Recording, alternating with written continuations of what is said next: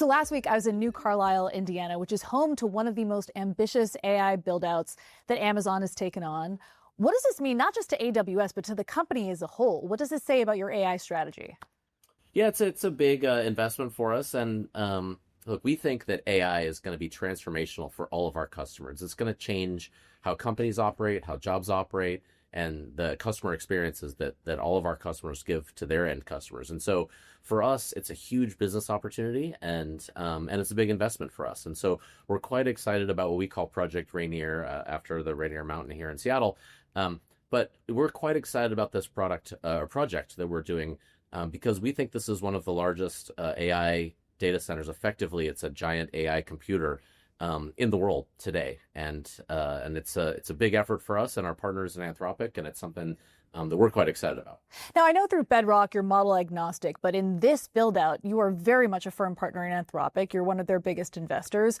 Talk to me about why you've made that bet on Anthropic in particular. Yeah. So one, they have great models and great technology, so we really like that partnership. But two, they've also invested in us together with us on our custom silicon, which is a big part of this project. And so Trainium is our own custom-built AI chip. And with Trainium, we're quite excited about it. And Trainium 2 is the current generation that we're building. We can deliver much better performance at much lower cost. Anthropic has really partnered with us. They saw the potential of that chip and has really kind of co-invested with us to jointly make that better.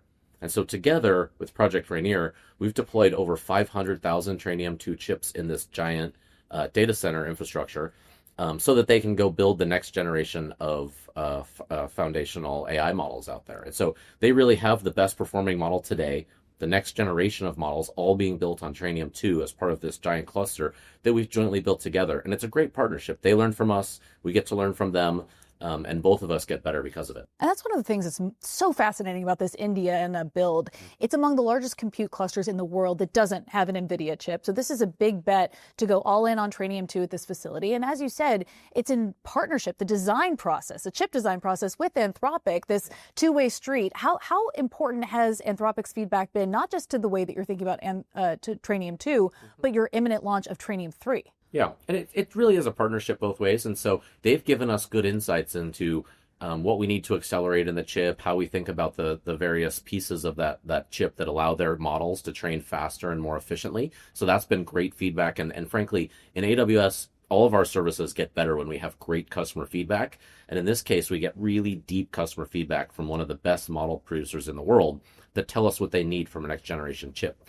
From their perspective, we've helped them operate at a scale that no one has really ever done before. And so this is the largest scale compute cluster that anyone has ever built, this scale. And so us helping them understand how we have low latency networking, how do they think about arranging their data centers, how do they think about doing some of their checkpointing and other pieces like that. There's really joint benefits there for us and for them as we both learn how to operate at this really large scale. You've seen this partnership evolve. Have you talked about buying Anthropic? No, we love the partnership as it is. So they're great. We love partnering with them, and they're doing a great job. When can we expect this full build out in Indiana to be complete? So it's actually already live. So they're already running about 500,000 chips in Indiana today. And in fact, it's going so well that they've actually doubled down on that order. And we expect jointly we'll be running more than 1 million Trainium 2 chips by the end of this year. So it's already live today. This is not some future project that we've talked about that maybe comes alive. This is running and training their models today. And the full scope of the project is roughly 2 gigawatts. When can we expect the project in its full capacity to be complete? Well, I'll tell you, we're adding enormous amounts of compute capacity all over the world. And so actually just this in the last 12 months, we've actually already, as AWS, have already added 3.8 gigawatts of power in just the last 12 months alone. Actually, in the next quarter, we'll probably add another gigawatt of capacity. We're adding capacity all over the place. And so I don't know if it'll ever be done. We're rapidly adding new capacity all over the place. And so I don't know that we'll be done ever. We're going to continue to build as our customers need more capacity. I know that the Trainium 3 launch is imminent in the next few months, but do you have any sort of firm deadline on when we can expect to see that? And will it be deployed in your Indiana facility? Yeah, we're super excited about Trainium 3. We think that that's going to really deliver the next level of compute capacity, and it gives better performance, it gives better latency characteristics, it gives better power consumption per flop. So it's a really exciting chip that we're quite excited about. And yes, that will be deployed inside of Indiana. It'll be deployed in many of our other data centers all around the world. And for a couple of reasons. Some of that is for training clusters, like we've talked about, but a lot of this is for inference as well. And so, when we think about all of our customers, not just Anthropic, but many of our AWS customers, they actually access these models through Bedrock, which is our service in AWS. And actually today already, Trainium powers more than 50% of the inference that goes through Bedrock. And so the vast majority of our customers are actually using Trainium under the covers today. And we expect Trainium 3 to further give us a performance boost in that. So we're quite excited about what all of our customers are going to benefit from Trainium 3 when it's out. In terms of your customers, it was only in August that you added OpenAI to Bedrock. Mm-hmm. They are looking for compute deals wherever they can get them. In the last 3 weeks alone, we're looking at 33 gigawatts worth of build-out commitments. Yeah. Are you talking to OpenAI about offering them compute capacity through AWS? I mean, at this point, there are so many people that are looking for compute capacity, whether it's model producers, whether it's enterprises, whether it's brand new startups. I just talked to a startup last week who's interested in almost a gigawatt of capacity just for a brand new startup. Like there is tons of people out there looking for capacity, which is why we've been rapidly building out what we're doing and why we're building our custom chips, because we think that it adds a particular different dimension and a new capability that customers are interested in. But OpenAI in particular, it's been notable that they haven't yet signed a contract with AWS. Is that something that is in the works right now?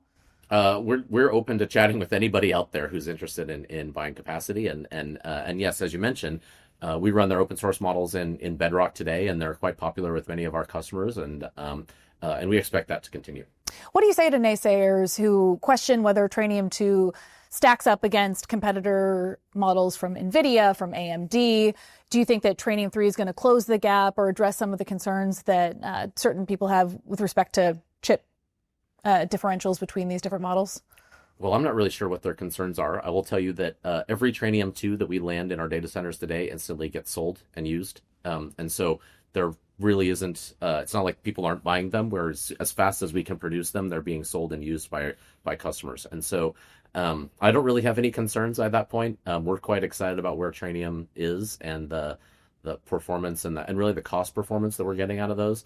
But I think we're going to support a wide range of accelerator instances, just like we do with regular general purpose compute. We support a wide range of those as well. Some of them are our own purpose built chips. Some of them are our third party chips. And so we think customers are going to want a wide range of offerings. And I'll tell you, we're selling out of Trainium 2 as fast as we can make it. And Andy Jassy on her latest earnings call spoke to the fact that it's 30 to 40% cheaper to buy a Trainium chip than it is to buy some of the rival models. And in terms of the critique, some say that Trainium 1 and Inferentia 2 instances haven't been as competitive for Gen AI training due to weak hardware specs or poor software integration.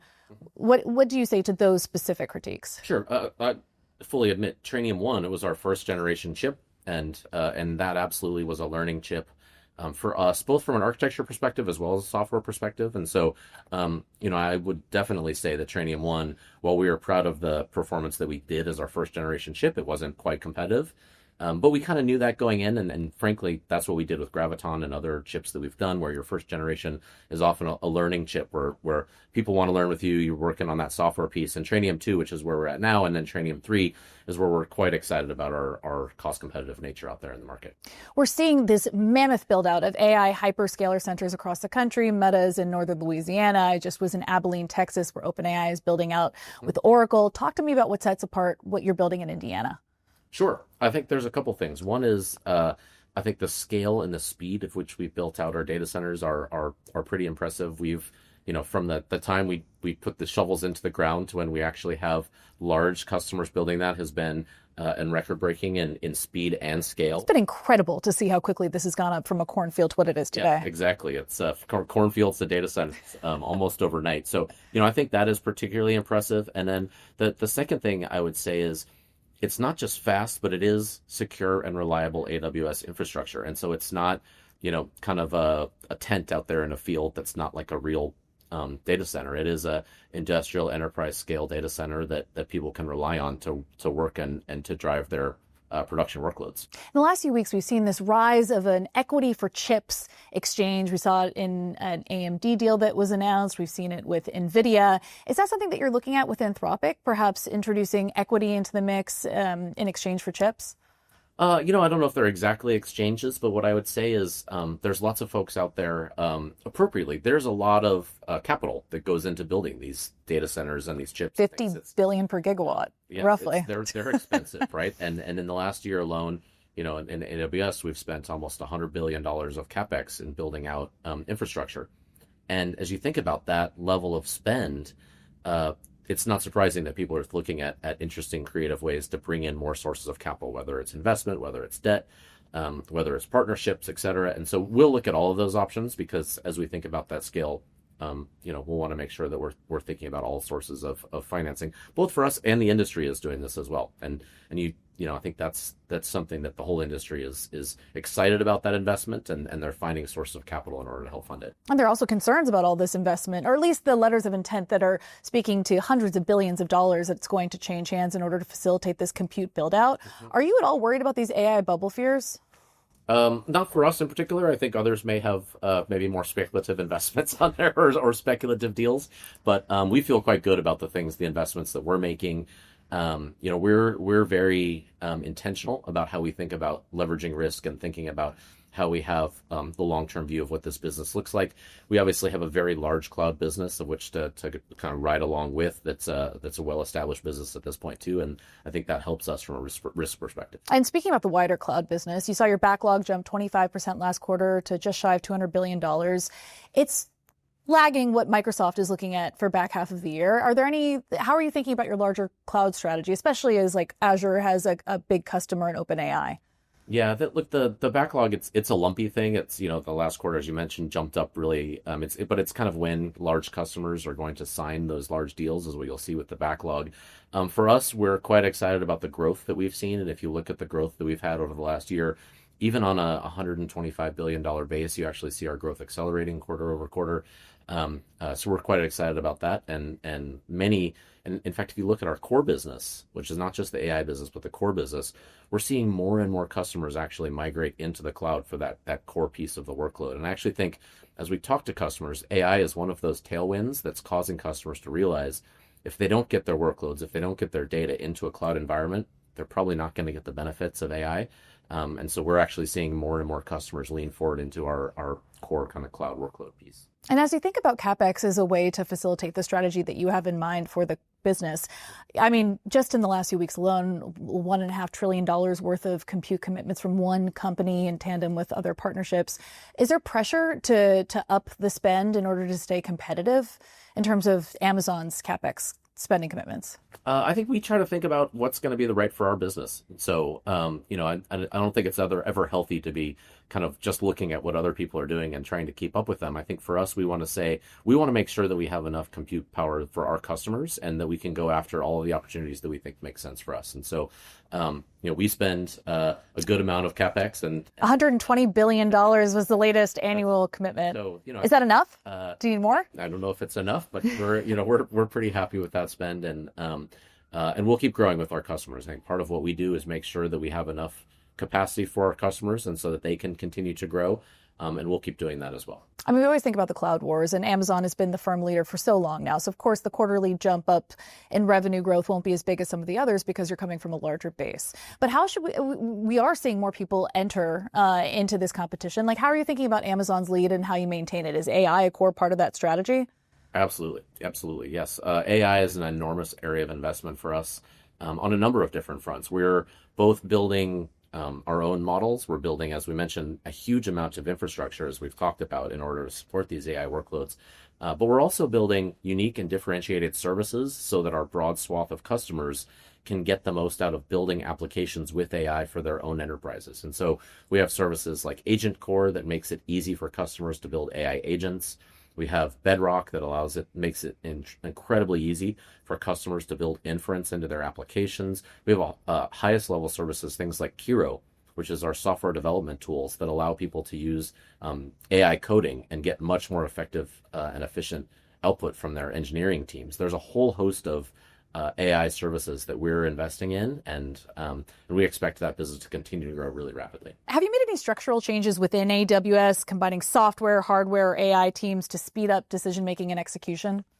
We have made some. In fact, one of the changes that we did is we actually moved our team that was focused on AI agents to be a fully separable team that they could really focus on how do we go build the best possible set of services around AI agents so that our customers can get the value out of that.